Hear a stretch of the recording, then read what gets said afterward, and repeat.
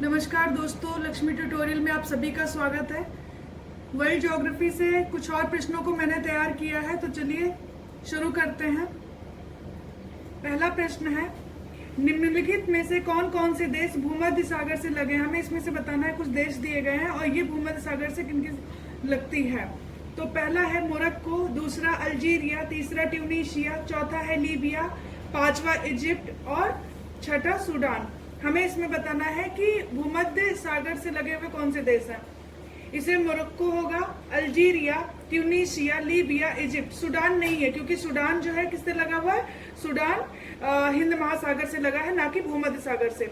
Morocco, Algeria, Tunisia, Libya, Egypt. Morocco, Algeria, Tunisia, Libya, Egypt, ये भूमध्य सागर से लगे, जबकि सूडान किससे लगा है, हिंद महासागर से। अगला प्रश्न देखते हैं, निम्नलिखित में से असत्य कथन का चयन करें। इसमें हमें असत्य कथन का चयन करना है। पहला है, तंजानिया एवं मोजाम्बिक हिंद महासागर से लगे हैं, जबकि दक्षिण अफ्रीका हिंद महासागर और अटलांटिक दोनों से लगे हैं।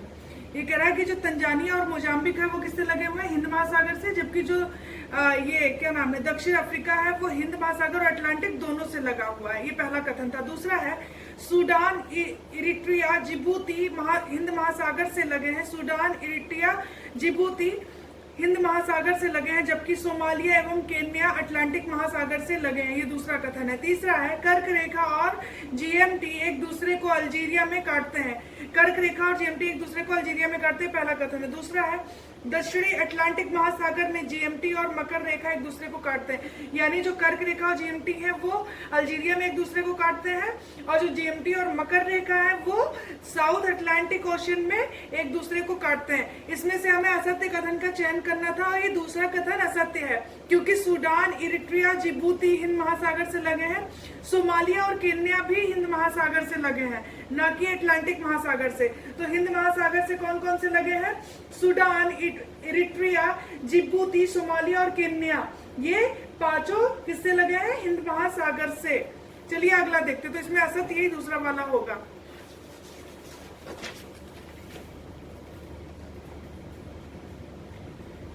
निम्नलिखित में किन किन देशों से कर्क रेखा होकर गुजरती है। हमें बताना है किन किन देशों से होकर कर्क रेखा गुजरती है। पहला है, वेस्टर्न सहारा, म्यूरितानिया, माली, अल्जीरिया, लीबिया, इजिप्ट, नाइजर, चाद। तो हमें बताना है इसमें से कर्क रेखा किन से होकर गुजरती है। तो ये गुजरती है वेस्टर्न सहारा, म्यूरितानिया, माली, अल्जीरिया और लीबिया एंड इजिप्ट। नाइजर और चाद से होकर नहीं गुजरती है, इन्हें सिर्फ और सिर्फ स्पर्श करती है। नाइजर और चाद को सिर्फ स्पर्श करती है, जबकि वेस्टर्न सहारा, म्यूरितानिया, माली, अल्जीरिया, लीबिया, इजिप्ट इनसे होकर गुजरती है। यानी कि 6 देशों से होकर कर्क रेखा गुजरती है। चलिए अगला देखते हैं, निम्नलिखित को सही क्रम में व्यवस्थित करें, और घटते हुए क्रम में हमें इन्हें व्यवस्थित करना है। ये कुछ द्वीप दिए गए हैं, हमें इन्हें घटते हुए क्रम में, कि सबसे बड़ा और उससे छोटा और उससे छोटा, यानी कि घटते हुए क्रम में हमें व्यवस्थित करना है। पहला है Borneo, Madagascar, New Guinea, Greenland. तो पहले क्या होगा, हमें ये बताना है। पहले होगा ग्रीनलैंड, क्योंकि आप भी जानते होंगे कि ग्रीनलैंड विश्व का सबसे बड़ा द्वीप है। दूसरा कौन सा होगा, न्यू गिनी। तीसरा है बोर्नियो, और चौथा है मेडागास्कर। यानी कि जो मेडागास्कर है वो चौथा सबसे बड़ा द्वीप है। पहला कौन सा है, ग्रीनलैंड, दूसरा है न्यू गिनी, तीसरा है बोर्नियो और चौथा है मेडागास्कर। तो यानी हो जाएगा 4, 3, 1, 2, ये सही उत्तर होगा। और ये जो मेडागास्कर है उससे मकर रेखा होकर गुजरती है, और मेडागास्कर विश्व का चौथा बड़ा द्वीप है। पहला कौन सा है, ग्रीनलैंड, दूसरा है न्यू गिनी, तीसरा है बोर्नियो। चलिए अगला देखते हैं। आप प्रश्न करने के बाद मैप को उठा के और जरूर देखा करिए, क्योंकि बिना मैप के हो नहीं सकता। मैप बहुत जरूरी है। मैप को दिन में कम से कम 1 से 2 बार जरूर देखिए। चलिए अगला देखते हैं, असत्य कथन का चयन करिए। हमें इसमें से असत्य कथन का चयन करना है। 0 डिग्री देशांतर और 0 डिग्री अक्षांश यानी विषुवत गिनी की खाड़ी में एक दूसरे को काटते हैं। कह रहा है 0 डिग्री देशांतर और 0 डिग्री अक्षांश जो है वो किसे, गिनी की खाड़ी में एक दूसरे को काटते हैं। दूसरा कथन है वोल्टा झील घाना में है और इस पर ओकोसोम्बो बांध बनाया गया है। वोल्टा झील कह रहा है कि घाना में है और इस पर ओकोसोम्बो बांध बनाया गया है। तो ये दूसरा कथन गलत है। क्यों?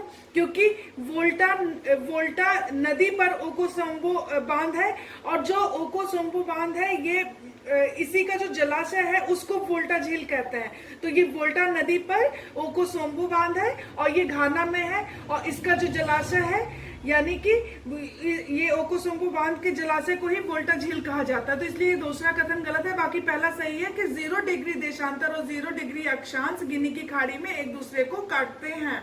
चलिए अगला देखते हैं। निम्नलिखित को सही क्रम में व्यवस्थित कीजिए। हमें इसमें से इसे सही क्रम में व्यवस्थित करना है। तो पहला है करीबा झील, न्यासा झील, रुकवा झील, एल्बर्ट झील और एडवर्ड झील, टंगानिका झील। हमें इसे सही क्रम में व्यवस्थित करना है। तो पहले कौन सा होगा? करीबा, फिर होगा न्यासा, फिर कौन सा हो जाएगा? टंगानिका, फिर होगा रुकवा झील, फिर होगा एल्बर्ट, फिर होगा एडवर्ड। यानी ये इसका सही क्रम होगा। करीबा, न्यासा, ये टंगानिका, रुकवा, एल्बर्ट, एडवर्ड, ये इसका सही क्रम होगा।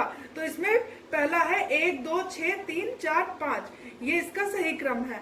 चलिए अगला प्रश्न देखते हैं।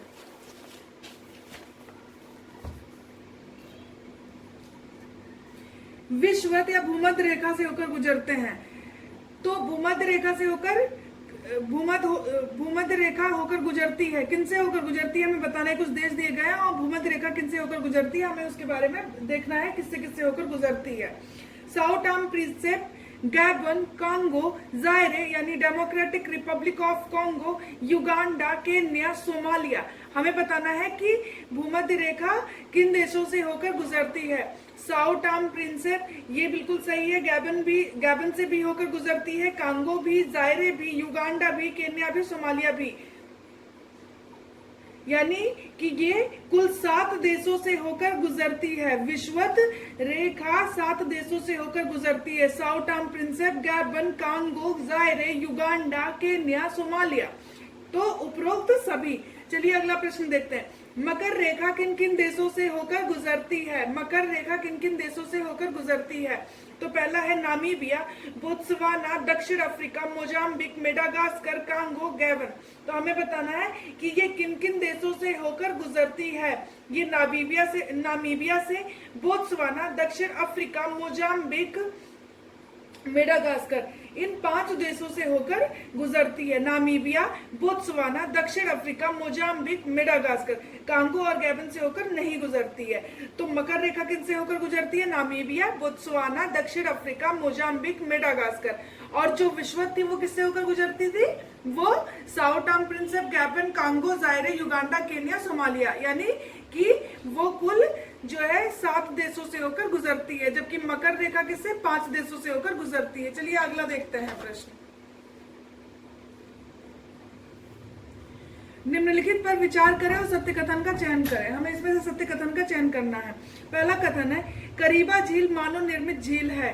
करीबा झील मैनमेड है, ये बोल रहा है। दूसरा है यह जाम्बिया और जिम्बाब्वे की सीमा पर जाम्बेजी नदी पर बने बांध के जलाशय से बनाया गया है और ये झील का जो निर्माण हुआ है वो जाम्बिया और जिम्बाब्वे की सीमा पर जाम्बेजी नदी पर कोई बांध है और उस बांध के जलाशय को ही करीबा झील का निर्माण किया। उसी के जलाशय से करीबा झील का निर्माण हुआ है। ये मानव निर्मित झील है और ये दोनों कथन बिल्कुल सही है। यानी कि जो करीबा झील का निर्माण हुआ कैसे हुआ है? वो जाम्बिया और जिम्बाब्वे की सीमा पर जाम्बेजी नदी यानी जाम्बेजी नदी पर जो बांध बना हुआ है उसका जो जलाशय है उसी को बोलते हैं करीबा झील। चलिए अगला प्रश्न देखते हैं। निम्नलिखित में से असत्य कथन का चयन करें। हमें इसमें से असत्य कथन का चयन करना है। तो देखते हैं निम्नलिखित में से पहला है न्यासा झील का विस्तार तंजानिया, मोजाम्बिक एवं मलावी देश में है। न्यासा झील कह रहा है कि ये इसका विस्तार कहाँ है? तंजानिया, मोजाम्बिक और मलावी देश यानी 3 देशों में न्यासा झील का विस्तार है। दूसरा कथन है यह अफ्रीका की तीसरी सबसे बड़ी झील है और ये अफ्रीका की तीसरी सबसे बड़ी झील है। तीसरा है मलावी देश को अफ्रीका का स्विट्जरलैंड भी कहा जाता है। कह रहा है कि जो मलावी देश है, यानी कि जिसका न्यासा झील का यहाँ तक विस्तार है मलावी देश तक, इस मलावी देश को अफ्रीका का स्विट्जरलैंड भी कहा जाता है। चौथा कथन है इसे मलावी झील के नाम से भी जाना जाता है, यानी कि जो ये न्यासा झील है इसको मलावी झील के नाम से भी जाना जाता है। हमें इसमें से असत्य कथन का चयन करना, तो इसमें से कोई भी असत्य नहीं है, यानी उपरोक्त में कोई भी नहीं, क्योंकि सभी कथन बिल्कुल सही है। यानी न्यासा झील का 3 देशों में विस्तार है, तंजानिया, मोजाम्बिक और मलावी देश। मलावी देश को अफ्रीका का स्विट्जरलैंड भी कहते हैं। ये अफ्रीका की न्यासा झील अफ्रीका की तीसरी सबसे बड़ी झील है। और न्यासा झील बोल दे या फिर मलावी झील बोल दे तो कंफ्यूज नहीं होना है, क्योंकि न्यासा को ही मलावी झील भी बोला जाता है। अगला प्रश्न देखते हैं। निम्नलिखित कथन पर विचार करें। पहला कथन है इसका विस्तार बुरुंडी, जायरे, तंजानिया और जाम्बिया आदि देशों में है। कुछ कथन दिए गए, हमें बताना है कि ये किसके संदर्भ में सत्य है। इसका विस्तार कहाँ हुआ है? बुरुंडी, जायरे, तंजानिया, जाम्बिया, यानी 4 देशों में इसका विस्तार है। यह झील है और अफ्रीका में महान व्रंश में अवस्थित है, यानी यह झील अफ्रीका का जो महान व्रंश है वहां पर अवस्थित है। तीसरा कथन है यह विश्व की दूसरी सबसे लंबी और गहरी झील है। यह विश्व की दूसरी सबसे लंबी और अफ्रीका की सबसे गहरी झील है। ये विश्व की दूसरी सबसे लंबी और दूसरी सबसे गहरी झील है, ये कह रहा है। ये विश्व की दूसरी सबसे लंबी और दूसरी सबसे गहरी झील है। यह अफ्रीका की भी दूसरी सबसे बड़ी झील है और ये अफ्रीका की भी दूसरी सबसे बड़ी झील है। उपरोक्त कथन किसके संदर्भ में संदर्भित है? बैकाल झील। बैकाल झील सबको पता है कि वो अफ्रीका में नहीं है, इसे तो हटा दीजिए।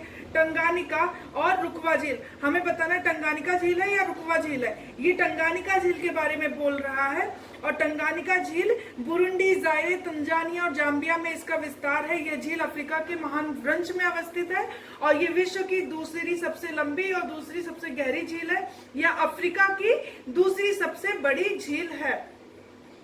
और तीसरी सबसे बड़ी झील कौन सी थी? न्यासा झील, जो इससे पहले वाला प्रश्न मैंने बताया था। तो ये टंगानिका झील के बारे में था। ये 4 देशों में है, बुरुंडी, जायरे, तंजानिया, जाम्बिया। यह झील अफ्रीका की महान व्रंश में अवस्थित है। विश्व की दूसरी सबसे लंबी और दूसरी सबसे गहरी झील है। यह अफ्रीका की दूसरी सबसे बड़ी झील है, टंगानिका झील। चलिए अगला प्रश्न देखते हैं।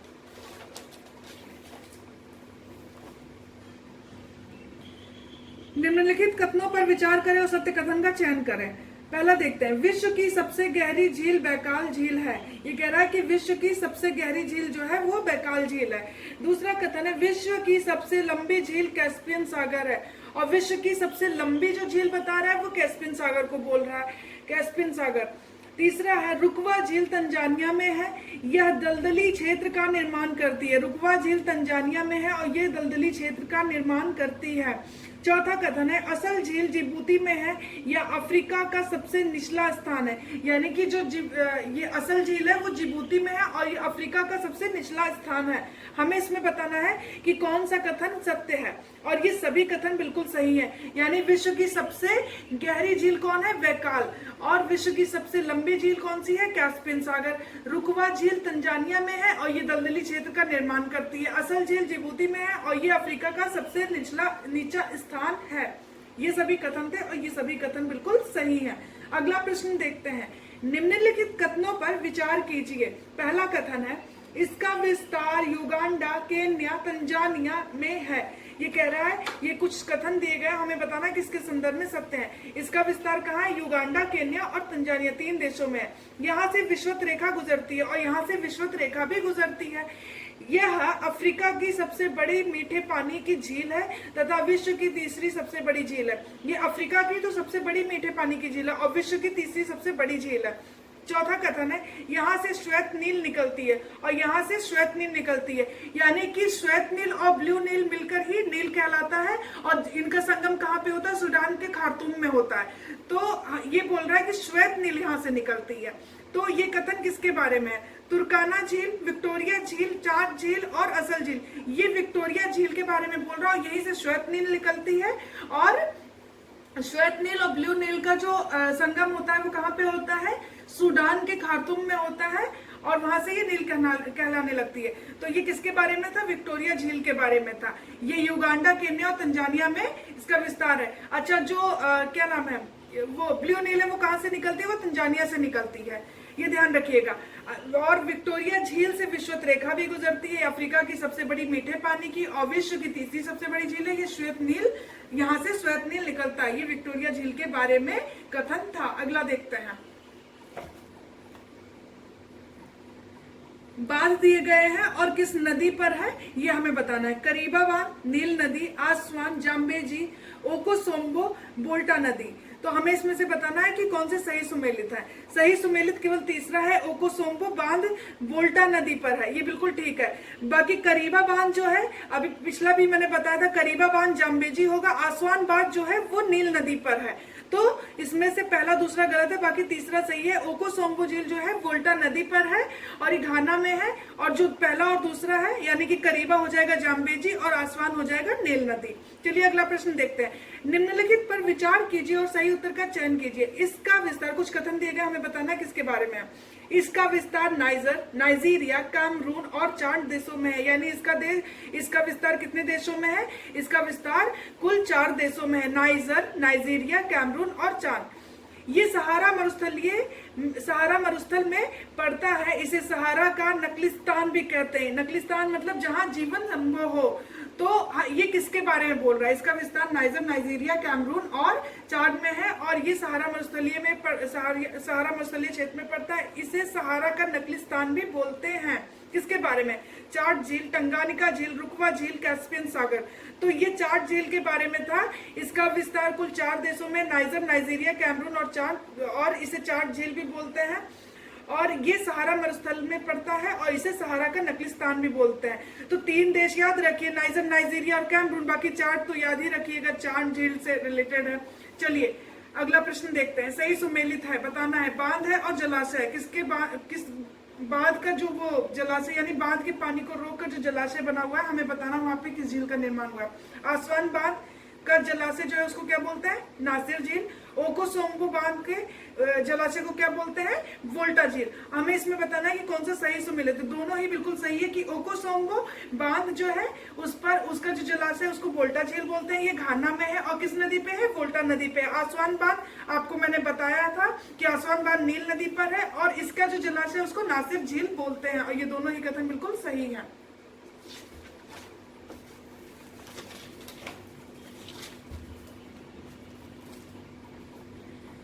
अटलांटिक महासागर से लगे देश है। हमें बताना है कि कुछ देश दिए गए हैं, अटलांटिक महासागर से किनकी सीमा लगती है। Namibia, Angola, Zaire, Ivory Coast, Cameroon, Nigeria, Togo. हमें इसे बताना है कि किससे लगा हुआ है। नामीबिया भी है, अंगोला भी है, जायरे भी, आइवरी कोस्ट भी, कैमरून भी, नाइजीरिया भी और टोगो भी। यानी इन सभी देशों से अटलांटिक महासागर, ये सभी देश अटलांटिक महासागर से लगे हुए हैं। तो उपरोक्त सभी होगा। Namibia, Angola, Zaire, Ivory Coast, Cameroon, Nigeria और टोगो, ये सभी अटलांटिक महासागर से लगे हुए हैं। अटलांटिक महासागर से कुल 20 देश लगे हुए हैं। अगला प्रश्न देखते हैं। निम्नलिखित को उत्तर से दक्षिण क्रम में व्यवस्थित कीजिए। उत्तर से दक्षिण क्रम में हमें इसे व्यवस्थित करना है। एटलस पर्वत, केन्या पर्वत, इथियोपिया उच्च भूमि, ड्रेकेंसबर्ग, किलिमंजारो और कटंगा पठार। हाँ, ये कुछ पर्वत दिए गए, हमें इन्हें उत्तर से दक्षिण क्रम में व्यवस्थित करना है। तो पहले हो जाएगा एटलस पर्वत, फिर होगा इथियोपिया उच्च भूमि, फिर होगा केन्या पर्वत, फिर होगा किलिमंजारो और फिर होगा ड्रेकेंसबर्ग और फिर होगा कटंगा पठार। ये इसका सही क्रम है। यानी Atlas, Ethiopia, Kenya, Kilimanjaro, Drakensberg and Katanga, ये इसका क्रम था। तो इसमें हो जाएगा 1 3 2 5 4 6। तो ये इसका सही क्रम था। अगला देखते हैं।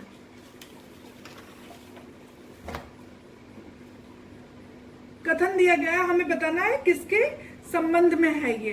पहला कथन है, इसका विस्तार मोरक्को, अल्जीरिया, ट्यूनीशिया यानी 3 देशों में इसका विस्तार है। दूसरा है, यह नवीन मोरदार अल्पाइन पर्वत का उदाहरण है। नवीन मोड़दार अल्पाइन पर्वत किसे बोलते हैं? भूगर्भिक पीरियड था, जो 4 भूगर्भिक पीरियड थे मैंने बताया था। अल्पाइन पर्वत यानी ये जिन पर्वतों का निर्माण सेनोजोइक काल में होता है उनको अल्पाइन पर्वत कहते हैं। तो ये कह रहा है कि यह नवीन मोड़दार अल्पाइन पर्वत का उदाहरण है। तीसरा कथन है, इसका निर्माण एशियन प्लेट और अफ्रीकी प्लेट के टकराने से हुआ है। इसका निर्माण कैसे हुआ है? एशियन प्लेट और अफ्रीकी प्लेट के टकराने से हुआ है। इसकी सबसे ऊंची चोटी टॉपकल है और यह मोरक्को में अवस्थित है, यानी ये चोटी मोरक्को में अवस्थित है और इसकी सबसे ऊंची चोटी टॉपकल है।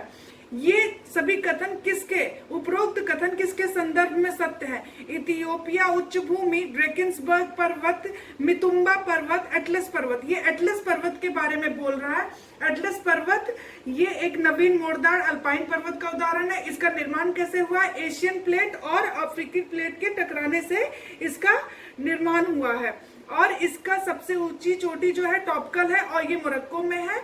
ये इसके बारे में था। इसका विस्तार 3 देशों में है, मोरक्को, अल्जीरिया और ट्यूनीशिया। मोरक्को, अल्जीरिया और ट्यूनीशिया।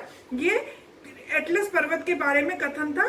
चलिए अगला प्रश्न देखते हैं। निम्नलिखित में से असत्य कथन का चयन करें। हमें इसमें से असत्य कथन का चयन करना है। पहला कथन है, केन्या पर्वत ज्वालामुखी पर्वत है। यह सक्रिय ज्वालामुखी का उदाहरण है। यह अफ्रीका की दूसरी सबसे ऊंची पर्वत चोटी है। केन्या पर्वत को ये बोल रहा है कि ज्वालामुखी पर्वत का उदाहरण है और यह सक्रिय ज्वालामुखी का।